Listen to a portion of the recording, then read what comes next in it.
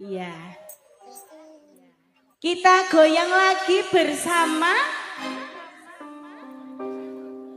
Putra Krido Mulyo. Apa iki sak tenane takdirku sing jawabke sliramu betok ati betok lambe.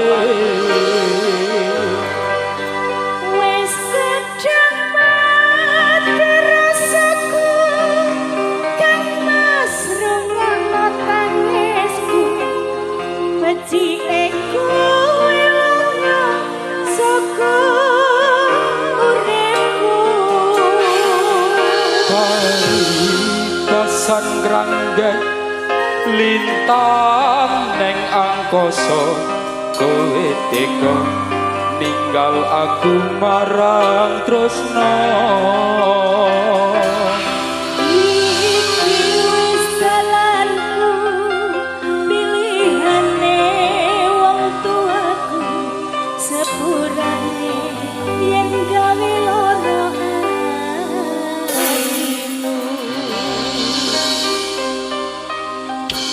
Ada Faris ya. Dan juga Mbak Isi. Kita joget bareng.